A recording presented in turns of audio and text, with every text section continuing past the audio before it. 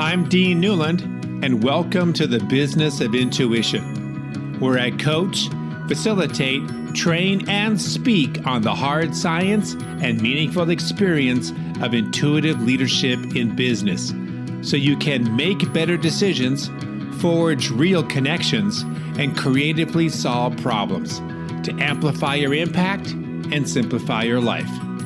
Welcome to the Business of Intuition. So, Susan, it is great to meet you, hailing from the Big Apple. I can't wait to get out there again. Got to go see a new show. Yeah. I know that you're very much a brand expert and in the areas of corporate, small business, and CEO branding. Before we get into this topic, would you give us sort of a thumbnail, high level, big picture perspective about, what led you to this? What's your background, your company a little bit, and then we'll dig right in. Sure. So the kind of short version of my story is that I'm an artist who ended up going to business school and working in business. And we were chatting just before we started about, what's your brand, right? You're a branding person. What's your brand? And I think it took me a little while to realize this and articulate it and understand that this is what was actually driving value for my clients. But it's that combination of somebody who's bringing an artist's perspective, not necessarily like I'm not making paintings for my clients, right? But the creator's mindset, that kind of way of looking at things that's, if you define creativity as bringing disparate things together in a new way, well, that's a great way to be innovative in any sphere and certainly in branding. There's also an element of, a big element of branding, which is visual. And that's something that I care deeply about and bring a lot of attention to, that folks who work with me also care about. And yeah, so that's you don't get too many people who end up at, I remember being in a room when I first started at Harvard Business School, and they had us do the Myers-Briggs test, that, and all the folks in the room, they had it, this was a long time ago, so they had it like on an overhead projector.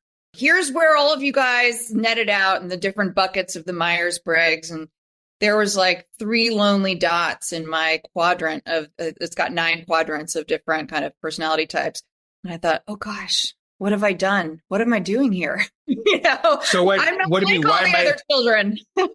So what are you saying, that you were at Harvard Business School and that your dot indicated what? That you shouldn't be, or that you're in the wrong area, or? There's a particular quadrant of the Myers-Briggs, and I think some of this has been a little bit debunked since then, but there's a particular quadrant of the Myers-Briggs, I think it's ENTJ, where the very large majority of business leaders, like CEOs, also world leaders, folks who are in these leadership positions that people like those who go to Harvard Business School tend to inhabit when they get out into the world. There's a large portion of those people who fall into that ENTJ quadrant. Right. And so those of us who weren't in that quadrant were kind of scratching our heads, and several of them were my friends, going like, oh my gosh, what are they trying to tell us here? But, the irony, however many years later it is now, the irony is that I think I've really made my career by being a little different, thinking a little different, playing in that same world with all those ENTJs, but coming at things from a different perspective. And I think that's an important lesson for people who, are either just starting out or, wondering, if they've gone in the right direction. There's a lot of value to be had at thinking differently, value that you can create for, either clients or an organization that you work with by coming at things from a different perspective. All right. So I didn't expect we'd go down this path. So here we go. Let's take it. Right. So when you went to Harvard, why did you go there? What was the original intent? Well, I had worked before going to business school. My first job out of undergrad, which is also a very kind of unusual path. I was an art history major. And I got a job at the Boston Consulting Group, which I think I always say is a real testament to the Boston Consulting Group, who I think really prided themselves on being, it's a very mainstream sort of powerhouse business world, but they really looked a little farther afield than just, your economics majors or, the typical majors that might come into something like consulting and tried to find people who were unique thinkers. That was very much part of the philosophy of the founder, Bruce Henderson. And so they hired a handful of people like me who had never seen a spreadsheet, didn't know anything about business or strategy, and really invested in training us. And it was an incredible education working there. I did do probably more qualitative work than quantitative work. There were other people who were, better suited to that type of heavy modeling work. I ended up doing a lot of soft skills type stuff like interviewing. And that's eventually what led me into branding, because I was doing a lot of consumer insight work, focus groups, interviews, and became really fascinated with this idea of what is a brand? Why do people have these deep emotional connections with their breakfast cereal brand or their brand of deodorant? Something that seems like a low involvement type of experience, but people are extremely, emotionally connected to those things. And, I think my, over the years, insight about branding has been the brand is really a relationship. It's a logo and colors and a positioning, but it's really about the relationship that you're building with people. So going back to your question of how I landed at Harvard Business School, it was really a trajectory from the Boston Consulting Group. They send their folks to business school, which is very generous. You have to, apply and get in, but they do, nice help perk out with the tuition, which is amazing. So I went to business school. I went back to BCG for a few years after that, put to work what I had learned. But that's how I ended up there. All right. So a lot of stuff that you just said here. I want to see if I can draw some connections here. So you have a Myers-Briggs score that doesn't necessarily show up on your typical Harvard business student who's going out into the world. And yet prior to that, you also were working at BCG, where they sort of invested in people who are not necessarily cut from the same wool of those we would typically think would be most successful in business. So I think that alone is a really important thing you just said, because a lot of us who are listening to this right now have had some kind of personality or communication style assessment of the numerous ones out there, right? And we have our own, and we've many a time I would say, it seems that our paradigm when it comes to business leaders is a combination of somebody who is very driven and yet uses data to make decisions, right? And so that's sort of the composite. And then people go, well, what about me? I'm much more about relationships or people. And they go, does that mean that I can't be a CEO someday? Absolutely not. And so you just proved that yourself in that you have this other perspective. And I think that is something to be called out, is that you can be successful in your career, even though your style may not necessarily indicate that. But I'm also hearing you say that there is the experience from your life that you can train people in areas where their style does not necessarily show up as a strength. Like you might have been much more creative, innovative in your thinking process, but let's give you some spreadsheets and teach you how to do these things and be more analytical. And it sounds like it served you, right? So there's some out there that would say, don't try to do that. It's a waste of your time, but you're saying that at least these two organizations invested in you, and that might be a lesson for all of us. It is absolutely possible to build skills that are not in your innate warehouse, right? Yeah. I think that you not only are able to do those jobs that you don't show up on the whatever test as being primed for, but arguably you're bringing something different and more interesting to it. Another kind of career assessment test we did when I was in business school was, I forget which one it was, but the output was kind of what careers would you be best suited for? And the careers that came out for me were poet and minister. And again, at the time I was like, oh my God.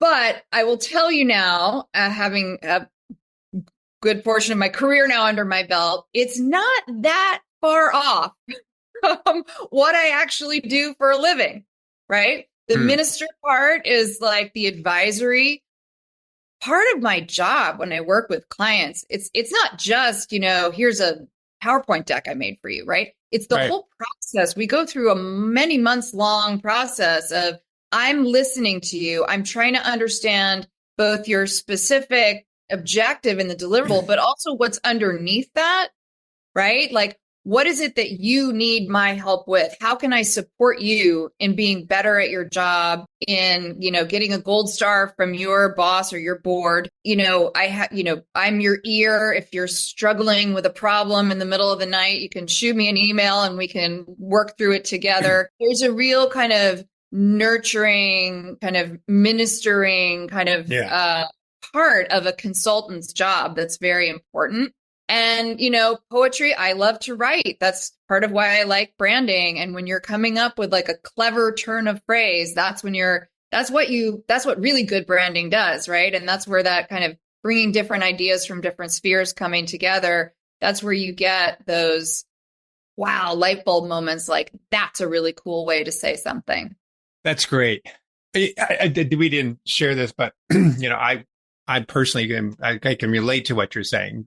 I do a lot of strategic planning. I do a lot of work with fairly smart people, much smarter than I am. And my background, if you were to go back many, many moons ago, is in acting, is in theater, is in learning the craft of being on stage. And if you were to tell me back in the day when I was learning how to do iambic pentameter, with a sword in Romeo and Juliet, that someday I would be leading a consulting firm that part of its purpose was around doing strategic planning, I would say, hell no, but it served me really well. And it's been a tremendous asset. I cannot tell you how many times I rely on it, even without even thinking about it. Those experiences are very useful.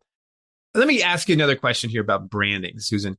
When you bring into this whole subject around styles and Myers-Briggs and so forth, and what we relate to with respect to that, can we make some sort of a corollary between the things that I'm attracted to and my style that I would show up on with respect to Myers-Briggs, meaning that I might be an ENTJ and I love this particular brand presentation, but another style score would show up and I might go, no, I don't.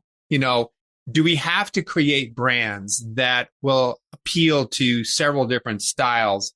Or is there some sort of a universal law that attracts all styles? Well, my first answer to that is nothing is for everyone. You can't create a brand that's for everyone.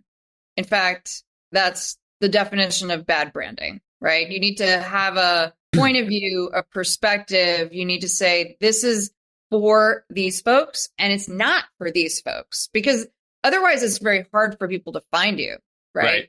And it's just like a watered down, generic kind of AI generated version of a brand, right? In terms of I would move away from the idea of like a Myers-Briggs personality type as a way of defining the segments of a brand, because that's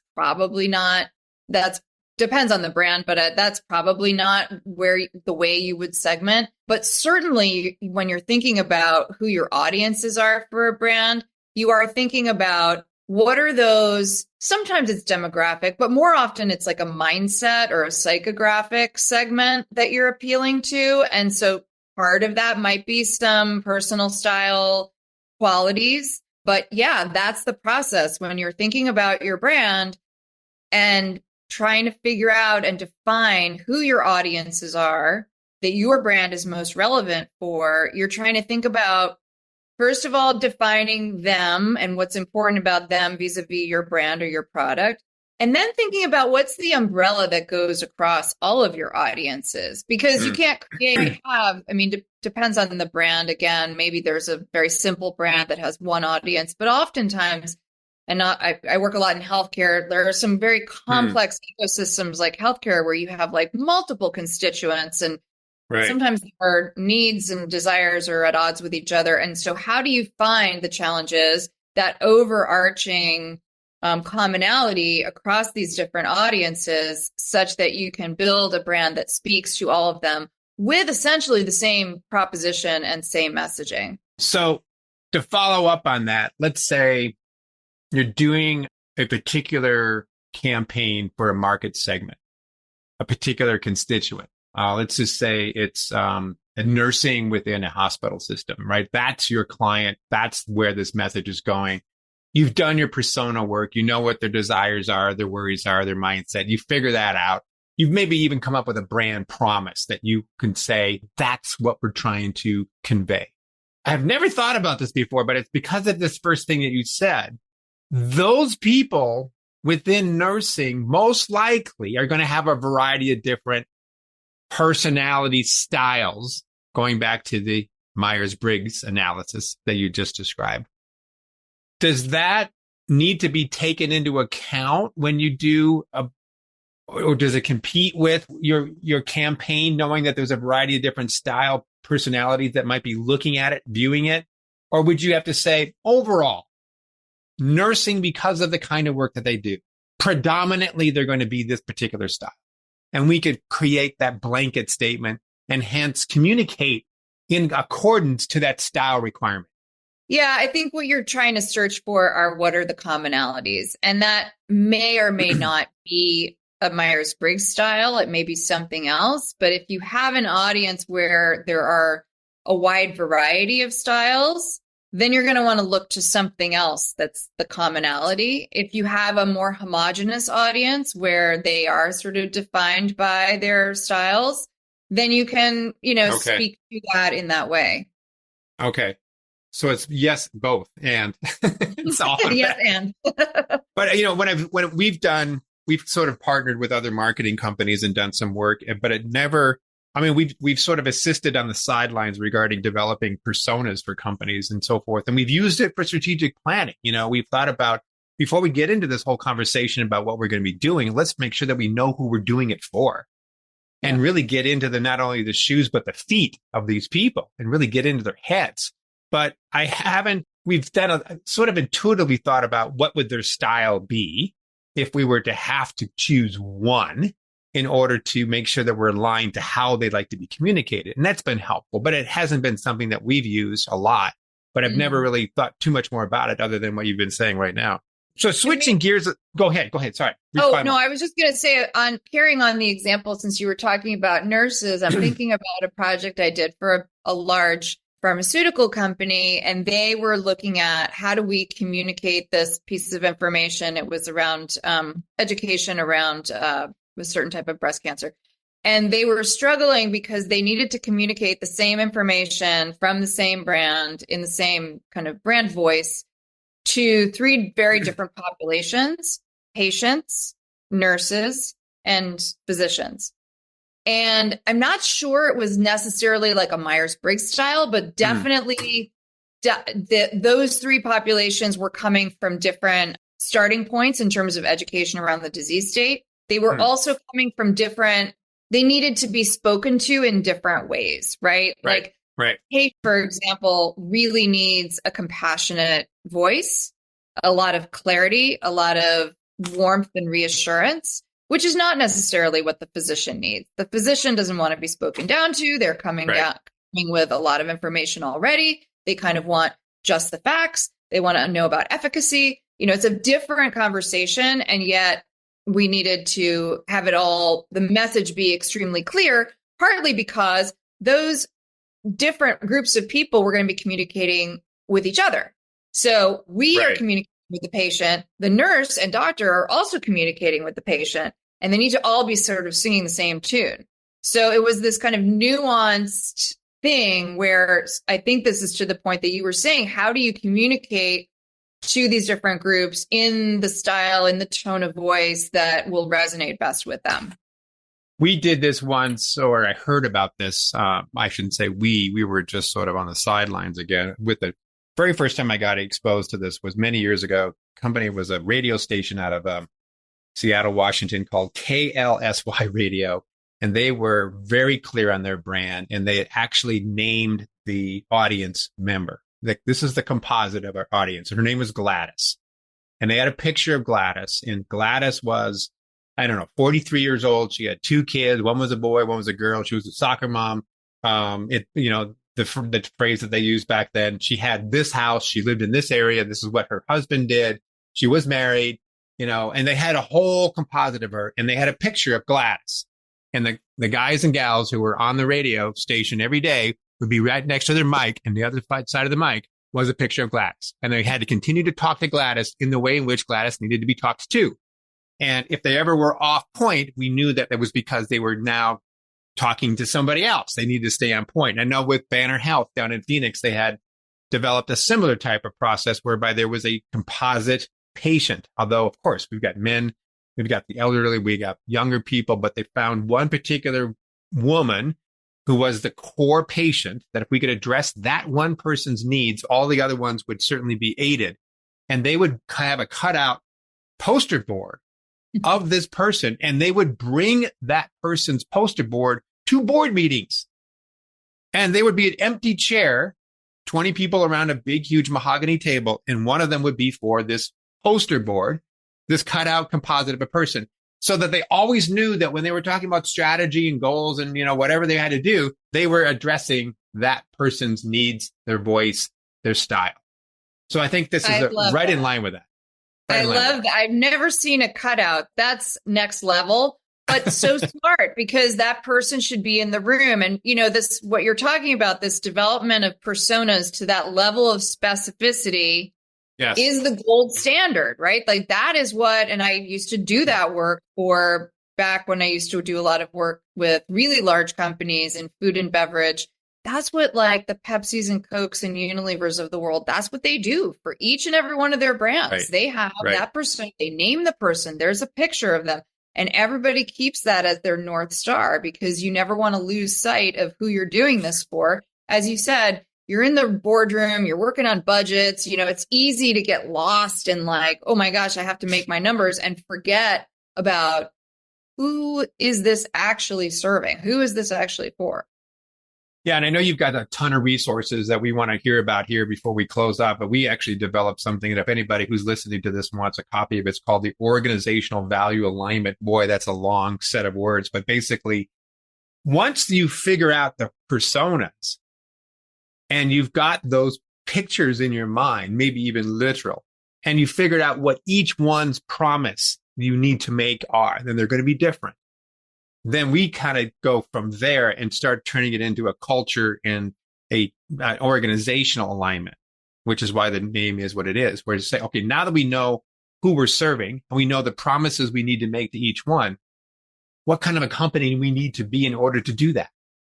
Or what kind of a team do we need to be in order to do that? What kind of promises do we need to make to ourselves so that we're walking the talk of making those promises to our other people?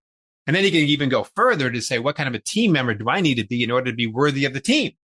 So it aligns from the individual to the team to our promise to our clients or to our constituents. And so it has this spine that connects all of them together. And that seems to make strategic planning and training development and onboarding, performance management a lot easier, because we've created clarity around our bedrock decisions as a company. So anyway, that's just a sidebar. Very cool. That's happy to share that.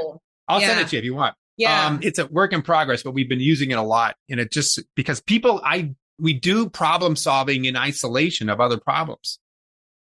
Organizations is like the human body, coming back to your analogy with and your experience in healthcare. We don't just serve one area. We have to serve the entire person. And we should be doing the same thing for companies. If we're going to do onboarding, that definitely connects to training, and that connects to strategy, and that connects to culture, that connects to performance management. Why don't we take a look at all of it and how they all align? Otherwise, we're just solving things in isolation, and it becomes very wasteful, and it reinforces silos. Well, it's interesting. I serve clients. I mean, clients come to me because they're looking for an outward facing brand deliverable, right? They're looking for the story that they're telling to their customers. But the very best clients, the smartest ones, are the ones who get to the end of that process and then they go, this would actually be amazing to use internally. And then I can help them with that. I see the idea, but they don't all kind of get it. The ones who get it, it's double, triple value, because, right, as you're saying, you've done all that work, and then just to have it hanging out there in some advertising ether, you're not getting all the value for it. You got to bring it into the organization, use it to train people, use it to align people, use it to onboard people. Yeah. Yeah, I was telling before we started, the record button here that I interviewed a guy who was the former marketing director over at Chick-fil-A. And he was saying that his bold statement that just sort of made me really think was your brand is a reflection of your culture, and your culture is a reflection of your brand. And so you can't separate the two if you really want to get the most value out of a brand discovery process, in that they are synonymous with each other. They're not separate things like, okay, let's do strategic planning and goal setting. Oh, and then when we got that done, let's throw all that information over the fence to give to our branding and our marketing and advertising department and go, okay, now go communicate that to the world. Oh, and if we're smart enough, we might actually bring it back into the organization later, but maybe not because we don't have enough time because we're kind of busy. But to see the brand as a holistic part of our culture, not a separate one. Yeah. And therefore you have authenticity that just is very attractive. Why do we love the Zappos of the world? It's not just because the brand is cool. It's because we love the experience because they eat the brand every day, or at least they did. It's great. So what is your corporate small business CEO? That's where we started this journey. That's your sweet spot. Those are the three major areas here. Is there any particular mindset, or if I'm listening in on this conversation and I represent one of those three, what should I take away? It's not the whole process. Maybe we hire you, maybe we do something else, but how do I need to open up my mind a little bit if I find myself as on the corporate level, the small business level, or the CEO level? What's your tidbit or two that would be helpful for us to think about as we, move forward here? So I really specialize in untangling messy stories. So whether you're a big brand, a small brand, a leader, the people who come to me are typically those who, first of all, they're usually real smart and real accomplished, and their brand is, if it's a corporate brand, it's pretty either well established or growing fast.